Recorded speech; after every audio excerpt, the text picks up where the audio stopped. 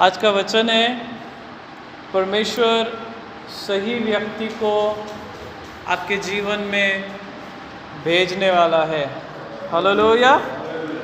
अब सबको पता है अय्यूब के जीवन पर परीक्षा आई, ठीक है, और परमेश्वर ने अय्यूब को उस परीक्षा से, उस बीमारी से छुटकारा भी दिया, जय दिया। और फिर हम सबको ये पता है कि अय्यूब के पास जो कुछ था, जो खो गया, उसका दुगना परमेश्वर ने उसे लौटाया। प्रेज़ द लॉर्ड, बोलो ना प्रेज़ द लॉर्ड। हाँ, दुगना परमेश्वर ने लौटाया।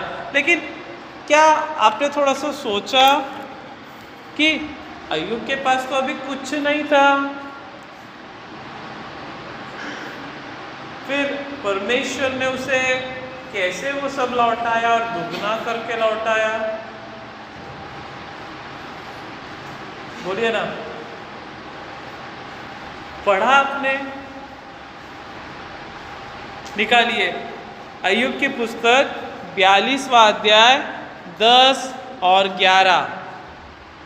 जब अय्यूब ने अपने मित्रों के लिए प्रार्थना की, तब यहोवा ने उसका सारा दुख दूर किया और जितना अय्यूब के पास पहले था उसका दुगना यहोवा ने उसे दिया। तब उसने सब भाई बस एक मिनट, हम यहाँ देखते हैं कि अय्यूब के पास, अय्यूब की बाइबल वहाँ कहती है कि अय्यूब के मित्र जब बीमार पड़ गए, तब ये अय्यूब ही है जो अपने सड़े गले, फोड़े, फुंसी से भरे हुए हाथों को अय्यूब के ऊपर रखा, और ये परमेश्वर है जिसके हाथ रखने अय्यूब के और प्रार्थना करने के द्वारा उसके दोस्तों को चंगाई दी। परमेश्वर ने उसके प्रार्थना के द्वारा दोस्तों को चंगाई दी, परमेश्वर ने उसकी प्रार्थना के द्वारा उनको भी चंगा किया, और परमेश्वर ने अय्यूब को भी चंगा किया। मेरे प्रियो, हालेलुया। यस, हम जब अपने सताने वालों के लिए, अपने शत्रुओं के लिए प्रार्थना करते हैं, आशीष बोलते हैं, तब परमेश्वर उन्हें भी रिलीज करता है और परमेश्वर हमें भी डिलीवरेंस करता है। 10वां वचन फिर आखिरी लाइन कहता है, जो कुछ था उसका दुगना परमेश्वर ने लौटाया। लेकिन कैसे? जवाब है 11वां वचन। पढ़ेंगे 11वां वचन। उसके सब भाई और सब बहनें और जितने पहले उसको जानते पहचानते थे, उन सबों ने आकर उसके यहाँ उसके संग भोजन किया, और जितनी विपत्ति यहोवा ने उस पर डाली थी, उस सब के विषय उन्होंने विलाप किया और उसे शांति दी, और उसे एक सिक्का और सोने की एक बाली दी। बस, प्रेज़ द लॉर्ड, बोले ना हालेलुया। देखिए क्या लिखा है कि परमेश्वर ने अय्यूब को चंगाई देने के बाद, उसको ठीक करने के बाद, ये परमेश्वर ही है जिसने उसके भाइयों को, बहनों को, दोस्तों को, रिश्तेदारों को, जान पहचान वालों को, सबको अय्यूब के पास जाने के लिए उबारा। सभी जन वचन के तरफ ध्यान दीजिए, केवल बैठने वाले न बने, वचन के तरफ ध्यान दें, क्योंकि वचन है जिसके द्वारा परमेश्वर इन दिनों में आपसे बात करता है। और बाइबल कहती है उन्होंने अय्यूब के साथ भोजन किया और अय्यूब के साथ आनंद मनाया, और जो विपत्ति परमेश्वर ने अय्यूब के ऊपर डाली थी उसके लिए उन्होंने विलाप किया। देन बाइबल कहती है, आखिरी वचन 11वें वचन का आखिरी लाइन, कि उसने सबने एक एक सिक्का और सोने की एक एक बाली दी। मेरे प्रियो सुनिए ना, कोई भी अपने जेब में हाथ डालकर कोई भी फाइनेंशियली किसी की हेल्प नहीं करता। लिखा है एक एक सिक्का दिया और एक एक सोने की बाली दी। ये परमेश्वर है जो लोगों के मनों को उभारता है आपके लिए। अजी जब अय्यूब पर विपत्ति आई, कोई रोटी के लिए भी पूछने वाला नहीं था। कोई आकर ये नहीं पूछ रहा था तूने दवा ली क्या, और तूने आज रात का भोजन किया क्या। लेकिन अब जब सब ठीक हो गया, ये परमेश्वर ही है, उसके रिश्तेदार, भाई बहन, दोस्त, सब जान पहचान वाले अय्यूब के से मिलने के लिए गए, अय्यूब के साथ भोजन किया, अय्यूब के साथ आनंद किया, उस विपत्ति जो उस पर भेजी गई थी उसके कारण विलाप किया। ये परमेश्वर है जो लोगों के मनों को उभारता है कि वे अपने बटुओं को खोले और आपके लिए वह सहायता भेजे। हालेलुया, बोले ना हालेलुया। हम देखते हैं जक्कई, यह बड़ा ही कंजूस, बड़ा ही लालची व्यक्ति है, लेकिन जब यीशु मसीह उसके घर में एंटर हुए, जब प्रभु यीशु मसीह के उद्धार की सामर्थ उसके हृदयों में काम करने लगी, यह लालची, यह कंजूस व्यक्ति ने भी अपने बटुए खोल दिए और वो कहने लगा जिस जिसका मैंने छीना है, लूटा है, मैं उन सबको 4 गुना वापस कर देता हूँ करके। हालेलुया। मेरे प्रियो, मैं क्या बताना चाहता हूँ, कैसे परमेश्वर ने अय्यूब का सब दुगना लौटाया। ओ मेरे प्रियो, उसके भाइयों ने, रिश्तेदारों ने जो कुछ भी थोड़ा बहुत इन्वेस्टमेंट उसको दिया, उस इन्वेस्टमेंट के जरिए परमेश्वर ने उसे ब्लेस किया और उसे आशीषित किया। मेरे प्रियो, हालेलुया, बोले ना हालेलुया। 12वां वचन, और यहोवा ने अय्यूब के बाद के दिनों में उसके पहले के दिनों से अधिक आशीष दी, और उसके 14,000 भेड़ बकरियां, 6,000 ऊँट, 1,000 जोड़ी बैल, 1,000 गदियां हो गई। उसके और भी 7 बेटे और बेटियां थी उत्पन्न हुई। इनमें से उसने जेठी का नाम यमीमा, दूसरी का कसिया, तीसरी का करहन पुक रखा। और मेरे प्रियो सुनिए ना, परमेश्वर ने बीबी को क्यों जिंदा रखा, बीबी को क्यों नहीं मरने दिया? अरे, और जो 10 बच्चे परमेश्वर देने वाला था वो बीबी के ही द्वारा देने वाला था। हालेलुया, बीबी के ही द्वारा देने वाला था। और फिर आप कहें कि आप शायद सोचते होंगे, अरे परमेश्वर ने उसे सब डबल दिया तो उसके 10 बच्चे मरे तो 20 क्यों नहीं दिए? ये भी सवाल आना चाहिए। परमेश्वर ने 10 मरने पर 10 ही इसलिए दिए क्योंकि 10 बच्चे स्वर्ग में जिंदा थे। हालेलुया, 10 बच्चे स्वर्ग में थे और ये 10 बच्चे बाइबल कहती है पृथ्वी पर जिंदा थे। और वे जो पहले 10 बच्चे थे उनसे कई गुना आत्मिक, धर्मी और परमेश्वर से डरने वाले ये दूसरे 10 बच्चे थे। क्योंकि आप पहले अध्याय के वो 10, 12, 11, 12, 13, 14, 15 में आप पढ़ेंगे ना, आपको पता चलेगा कि ये सभी अपने बड़े भाई के घर में इकट्ठा थे, खा पी रहे थे, खा रहे थे और पी रहे थे। और अय्यूब के विषय में लिखा है, उनके विषय में लिखा है, अय्यूब कहता है प्रतिदिन भोर को उठकर वे अपने पुत्रों के लिए पाप बलिदान हवन चढ़ाता था, उनके पापों की क्षमा के लिए बलिदानों को चढ़ाता था।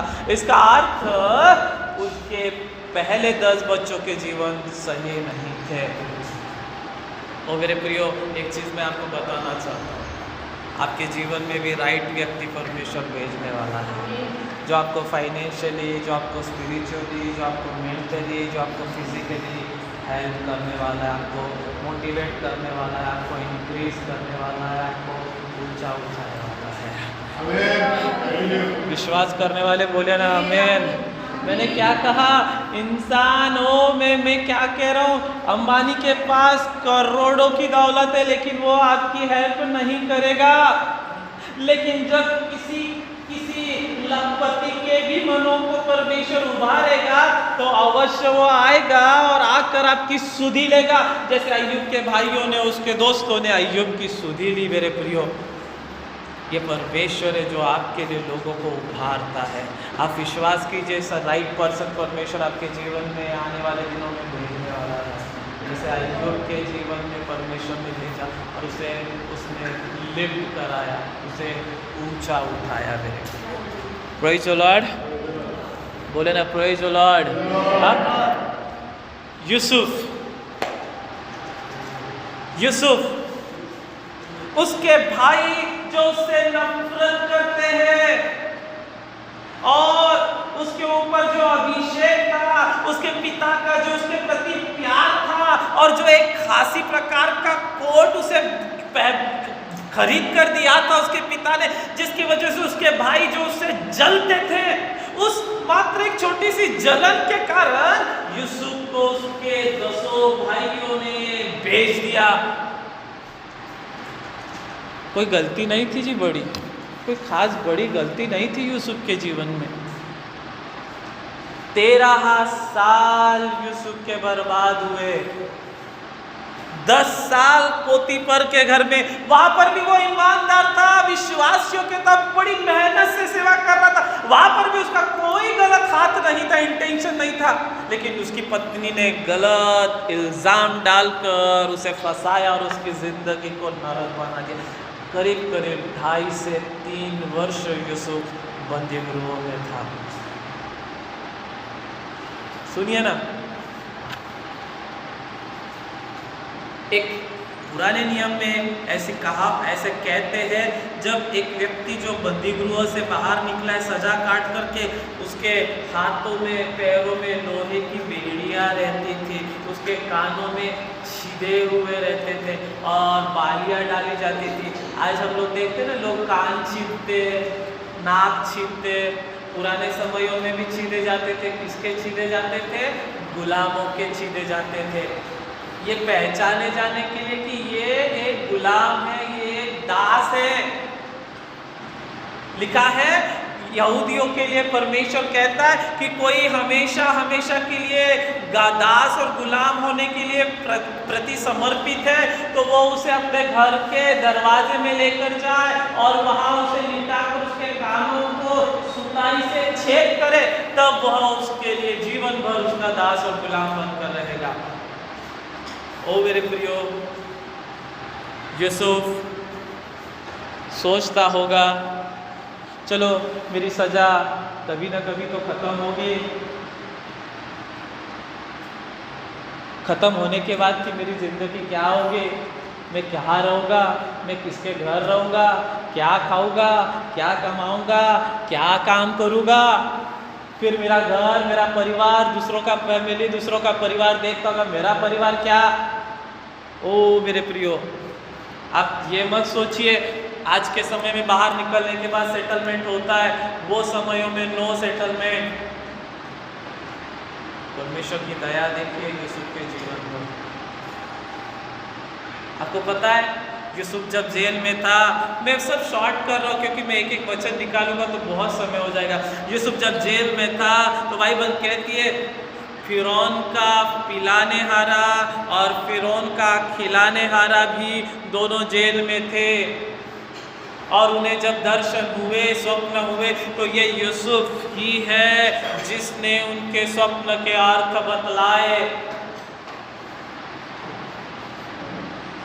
पिलाने हारा जब छोड़ दिया गया तब यूसुफ उससे विनती करता है बाहर निकलने के बाद, फारो से मेरी बात कराना, मेरे लिए सिफारिश करना, मुझे बाहर निकालने का प्रयास करना। यहाँ मैंने कोई गलत नहीं किया, बाप के घर में था तब भी कोई गलत नहीं किया, पोतीफर के घर में था तब भी कोई गलत नहीं किया, और यहाँ मैं गलती से आ गया हूँ। तो चर्चा करना, मेरे बारे में थोड़ी सिफारिश करना। तू मुझे अपने नीचे में ही कोई तो भी राजा के महल में काम दिला देना, ना काम काटने पीटने का, सब्जी भाजी। ओ मेरे प्रियो, उस पिलाने हारे ने भी उसे बुला लिया। 1.5 साल वो और जेल में। लेकिन मेरे प्रियो, बाइबल यह कहती है, उत्पत्ति 41वां अध्याय और 41वें वचन में, कि बाइबल कहती है जब फिरौन को एक स्वप्न दिखा, तब उस स्वप्न के चलते वह बहुत ही बेचैन और अशांत हो गया। थोड़ा सा पढ़ेंगे 41वां वचन, 41वें अध्याय का 41वां वचन। फिरौन ने यूसुफ से कहा, सुन, मैं तुझको मिस्र के सारे देश। नहीं, एक मिनट, अच्छी लगी तो फिरौन ने पुरुष जैसा, अरे यार,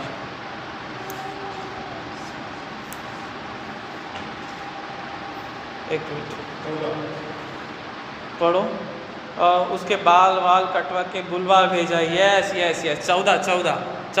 तब फिरौन ने यूसुफ को बुलवा भेजा और वह झटपट बंदीगृह से बाहर निकाला गया और बाल बनवाकर वस्त्र बदलकर फिरौन के सामने आया। फिरौन ने यूसुफ से कहा, मैंने एक स्वप्न देखा है और उसके फल का बताने वाला कोई नहीं, और मैंने तेरे विषय में सुना है कि तू स्वप्न सुनते ही उसका फल बता सकता है। यूसुफ ने फिरौन से कहा, मैं तो कुछ नहीं जानता, परमेश्वर ही फिरौन के लिए सुवचन देगा। फिर फिरौन यूसुफ से कहने लगा, मैंने अपने स्वप्न में देखा कि मैं नील नदी के किनारे।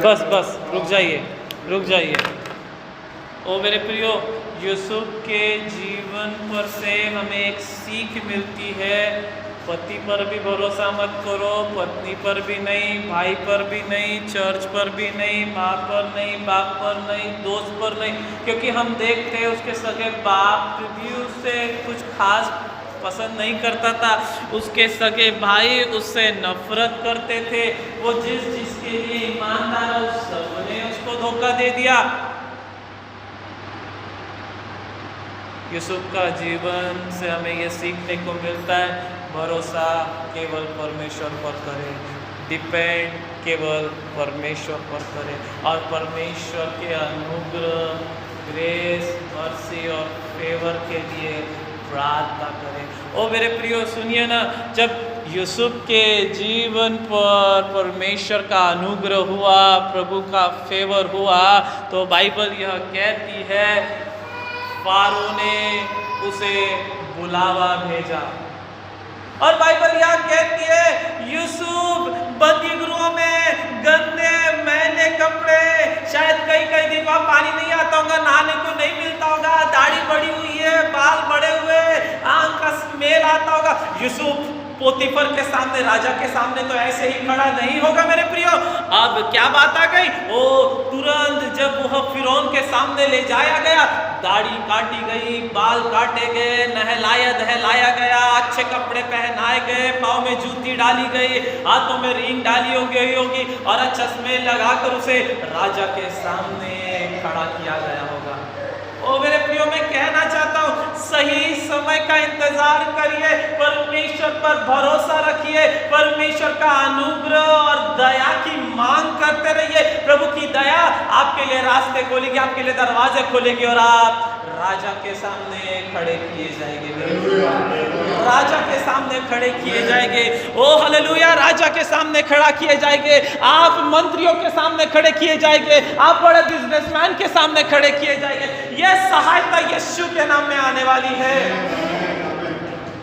जिस परमेश्वर ने यूसुफ को गड्ढे से निकाला, बंदी गृह से निकाला, गुलामी से निकाला और ऊंचा उठाया, उसे मिस्र का प्रधानमंत्री बनाया, वही परमेश्वर आपको ऊंचा उठाने वाला है, वही परमेश्वर आपके जीवन में अद्भुत काम करने वाला है। हम यहाँ देखते हैं यूसुफ के जीवन में परमेश्वर ने फिरौन को भेजा। मेरे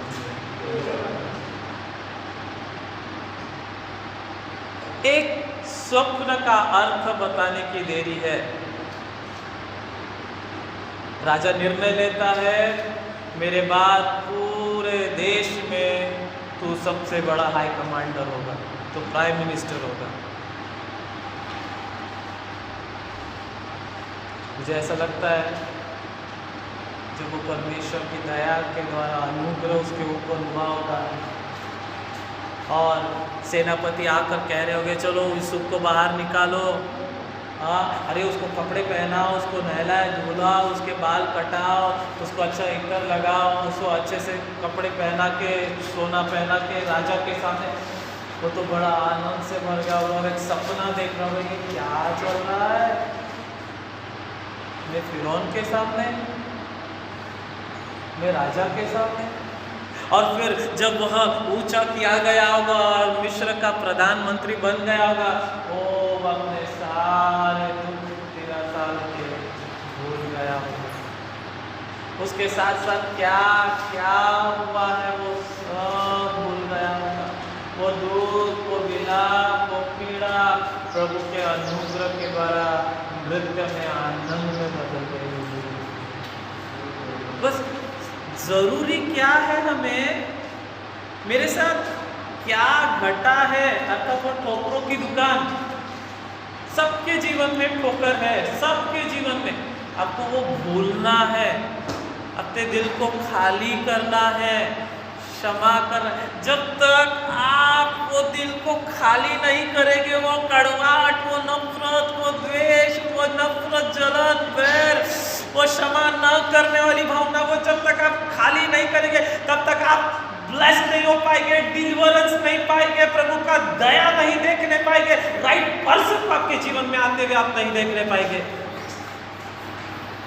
अय्यूब को चंगाई तब मिली जब उसने भाई दोस्तों के चंगाई के लिए प्रार्थना की।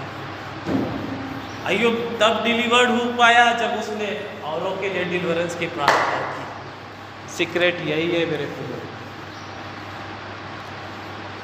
मैं मेरे सब शत्रुओं को माफ़ करता हूँ, मैं मेरे सारे दुश्मनों को ब्लेस्ड करता हूँ और मैं हमेशा ये प्रार्थना, प्रभु प्लीज़ कुछ भी हो, मेरा दिल तू खाली कर, मेरा दिल तू साफ कर, मेरे दिल से सारी वो चोट, जख्म, घाव सब दूर कर, भर दे प्रभु। परमेश्वर राइट पर्सन को आपके जीवन में भेजने वाला है मेरे को। हालेलुया, बोलो ना हालेलुया। आप जिस भी गरीबी, कंगाली, कर्जे के बंदी गृह में हैं, परमेश्वर फारो को भेजने वाला है, वो आपको वहाँ से निकालने वाला है, वो आपको लिफ्ट करने वाला है, वो आपको ऊंचा उठाने वाला है। Praise the Lord. मैं विश्वास करता हूँ बाइबल में लिखी हुई बातों पर, बाइबल केवल बुढ़िया की कहानी नहीं है या फिर ये कोई इतिहास नहीं है। परमेश्वर जो काम भूतकाल में किया है वो आज वर्तमान में भी करने की सामर्थ्य रखता है। आमीन, आमीन।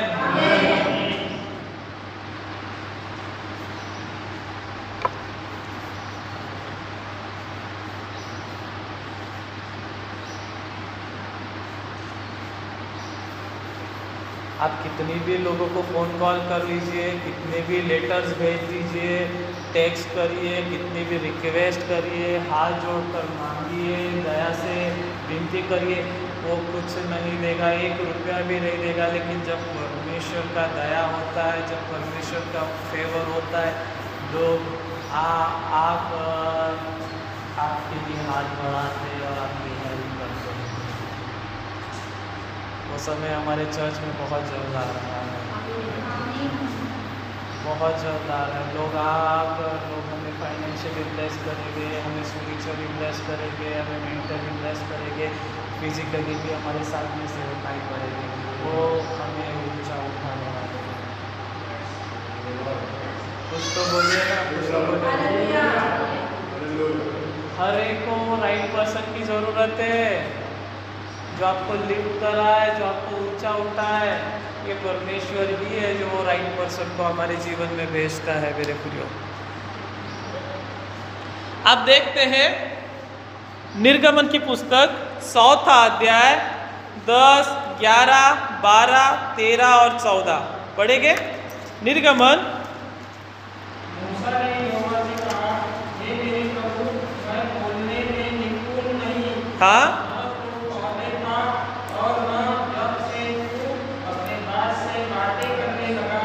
मैं तो मुंह और जीभ का बनता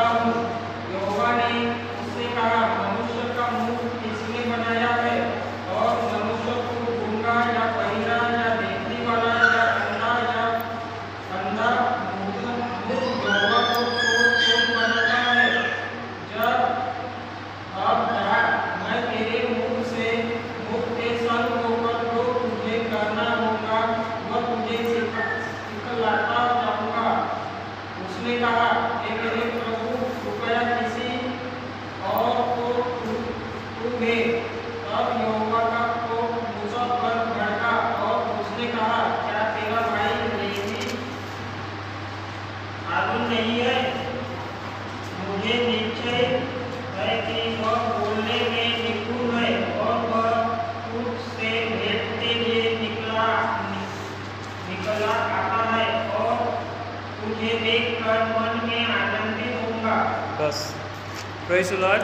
हम लोग यहाँ देखते हैं एक बहुत बड़ी स्वर्गीय ईश्वरीय बुलाहट परमेश्वर के मूसा के जीवन में आती है। जलती झाड़ियों के बीच में 80 वर्ष के बुजुर्ग व्यक्ति को परमेश्वर का दर्शन होता है और परमेश्वर की एक बुलाहट थी कि तू जाएगा मिस्र में और मेरे लोग जो करा रहे हैं, जो चिल्ला रहे हैं, दोहाइयां दे रहे, छुटकारे के लिए प्रार्थना कर रहे, तू उन्हें छुड़ा लाएगा। लेकिन मेरे प्रियो, मूसा साफ इनकार कर देता है और मूसा कहता है, अरे प्रभु वो वहां पर क्या कह रहा है? 13वां वचन, हे मेरे प्रभु कृपया किसी और को तू भेज। इसका अर्थ मूसा नहीं जाना चाहता था मिस्र में। उसके बहुत सारे रीजन हैं, लेकिन सबसे मुख्य रीजन वो क्या बता रहा है? मैं बोलने में निपुण नहीं हूं, मैं मुंह और जीभ का भद्दा हूं। यस, ये बात सच है। मूसा हकलाता था, मूसा हकलाता था, तुतलाता था मेरे प्रियो।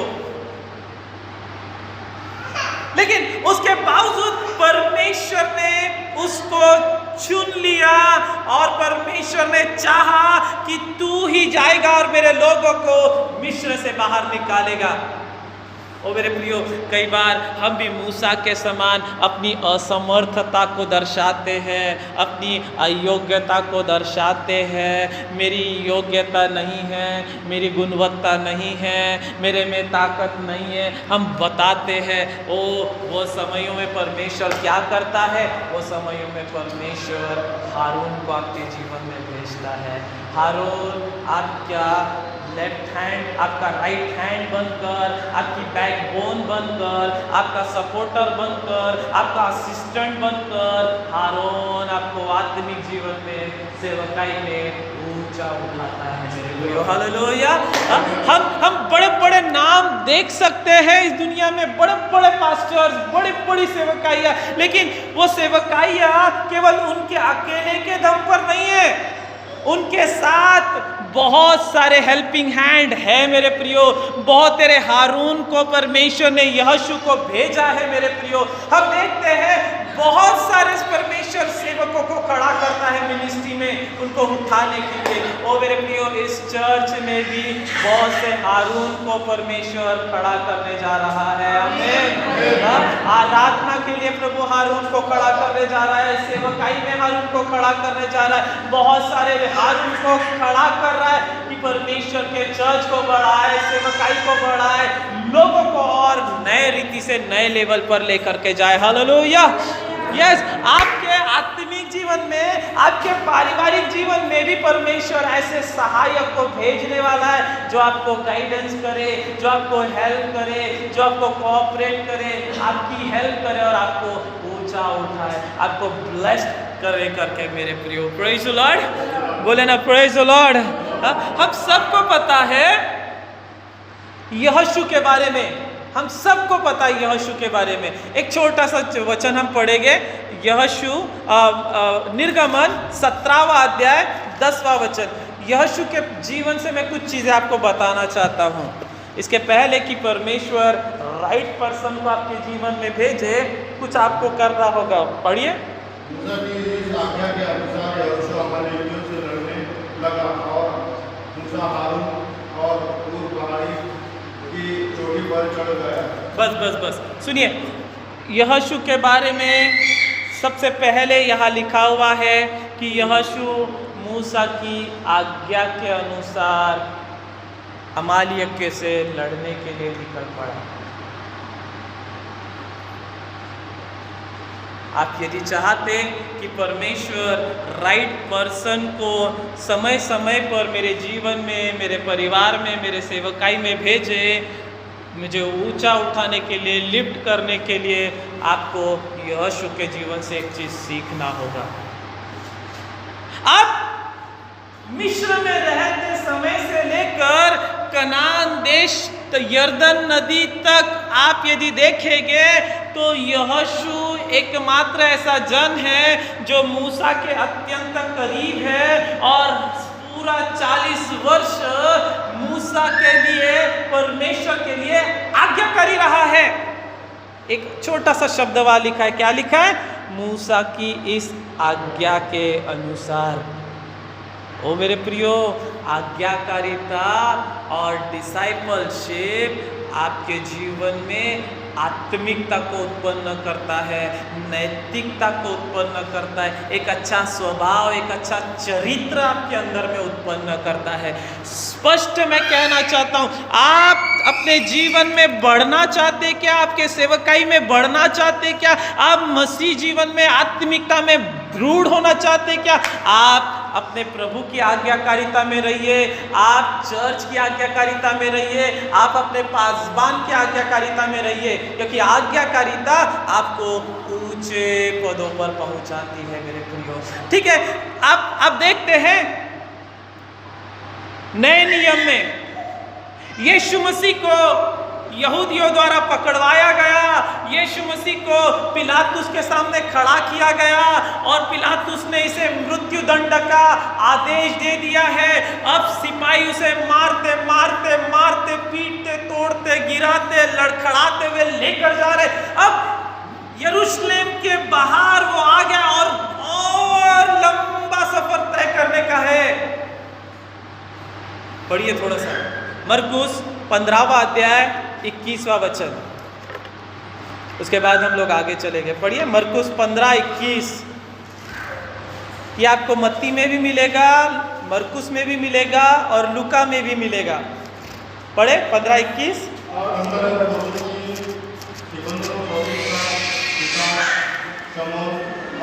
मनुष्य जो गांव में आ रहा था उधर से निकला, उन्होंने उसे बेगार में पकड़ा कि उसका पुरुष उठा ले चले। वे यीशु को गुलगुता नामक जगह पर, जिस पर आप खोपड़े की जगह है, ले आए। वहाँ उसे मिला हुआ लाकर देने लगे, परंतु उसने बस रुक जाइए। आप यदि देखें, केवल यीशु मसीह को गुड फ्राइडे वाले दिन ही सताव, पीड़ा और मार नहीं पड़ी है, उसका खून नहीं बहा है। यीशु मसीह, बाइबल कहती है, गतसमनी के बगीचे में जब वह गुरुवार की रात को थे, वहां से ही उसका खून बह रहा है। वो पीड़ा, दर्द और बोझ में है मेरे प्रियो। और बाइबल कहती है वह छोड़ दिए जाने के बहाने से पिलातुस ने उसे कोड़े मारने का आदेश दे दिया। और रोमियों का कोड़े मारना इतना भयावह था कि उन कोड़ों में मारे जाने के द्वारा यीशु मसीह को फाड़ के रख दिया। अब करीब करीब 70 से 100 किलो से भी भारी बड़ा लकड़ी का क्रूस उठा के यीशु मसीह को यरूशलेम के महल से 7 किलोमीटर बाहर क्रूस उठाकर गोलगोता पहाड़ पर जाना है। ऐसा नहीं कि बस वो महल के अंदर ही उसके मुंह पर मारा गया, दाढ़ी के बाल खींचे गए और तमाचे मारे गए, नोचा गया, बुक्की मारी गई, कोड़े मारे गए, उसे रास्ते में चलते हुए भी रस्सियों से, कोड़ों से मारा गया मेरे प्रियो। अब समय ऐसा आया एक जगह जहां यीशु थक गए, गिर गए। इतनी भी ताकत नहीं है कि वो उठ खड़े हो और खड़े रह सके। क्रूस उठाकर चलना बहुत दूर की बात। ऐसे समयों में कुरेनी नाम का एक मनुष्य, शमौन कुरेनी नाम का एक मनुष्य को वो लोग पकड़ लेते हैं कि प्रभु का क्रूस उठाए, प्रभु का बोझ उठाए और उस क्रूस उठाकर यरूशलेम गोलगोथा पहाड़ तक लेकर गए। क्या आप थक चुके हैं? क्या आप टूट चुके हैं? क्या उस बोझ से आप दब चुके हैं? क्या सांस लेने में भी दिक्कत हो रही है? परमेश्वर राइट पर्सन को आपके जीवन में भेजने वाला है। वो आपका बोझ उठाने वाला है, वो आपकी हेल्प करने वाला है, वो आपके सर पर हाथ रखने वाला है, वो अभिषेक रिलीज करने वाला है, वो आपको बोझ, तनाव और चिंताओं से मुक्त करने वाला है, वो आपको आपके रास्ते में आगे हालेलुया, बोला ना हालेलुया। ओ मेरे प्रियो, ये मामूली बात नहीं है, ये जब प्रभु चाहता है तभी होता है। इतना आसान है कि किसके जेब में हाथ डालना और पर्स निकाल के पर्स में से नोट ढीली करना, ये किसी के बस का, इंसान के बस का काम नहीं, अच्छे पास्टर के बस का काम नहीं है।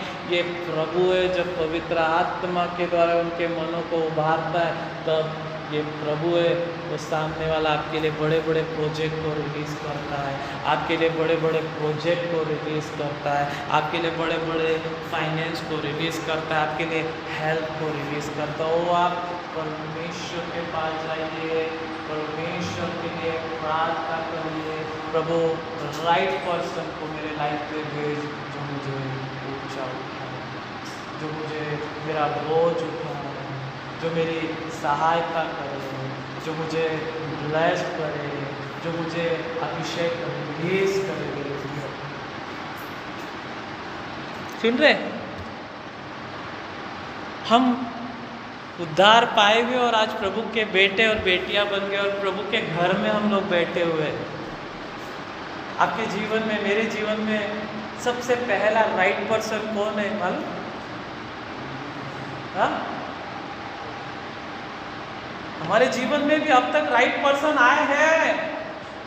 हाँ? हाँ? यीशु मसीह को भी तो किसी ने आपके जीवन में लाया होगा। अजी सुसमाचार सुनाने वाला व्यक्ति, अब डायरेक्ट यीशु मसीह से आपकी मुलाकात हो गई और उसने आपको उद्धार कर दिया क्या?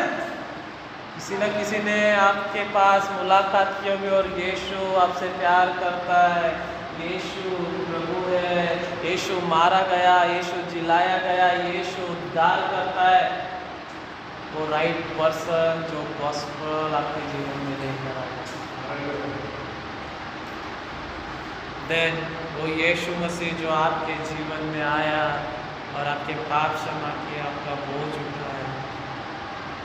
देन वो पवित्र आत्मा जो सहायक और मित्र बनकर हमेशा आपके साथ रहता है, आपको तनाव से मुक्त करता है, आपको बोझ से मुक्त करता है, आपकी चिंताओं से मुक्त करता है, आपको बल और ताकत देता है, आपको आनंद और शांति और तसल्ली देता है। ये पवित्र आत्मा जो फिर आपके साथ में रहता है हमेशा।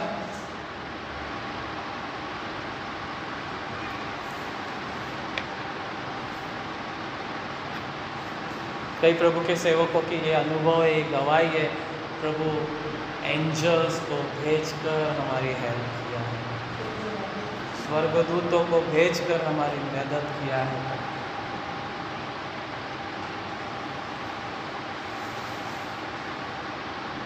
मैं कहना चाहता हूँ, जिस रीति से भूतकाल में मैं देखता हूँ बहुत से लोगों को प्रभु ने हमारे लिए भेजा है, राइट पर्सन को हमें डिलीवरेंस देने के लिए, छुटकारा देने के लिए, उद्धार देने के लिए, ब्लेस करने के लिए, जीवन के मार्ग में लाने के लिए।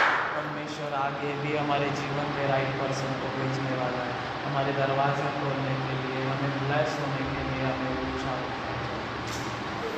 हमें कितने तक विश्वास करते हैं। यीशु का बोझ उठाने के लिए शमौन कुरैनी को भेजा। प्रभु आपका भी बोझ उठाने के लिए, आपके बोझ से आपको मुक्त करने के लिए और आपको रास्ते में आगे लेकर जाने के लिए भी प्रभु किसी को भेज देता है। आमीन, बोलो ना आमीन, बोलो ना आमीन। आइए हम सभी जन आंखें बंद करेंगे।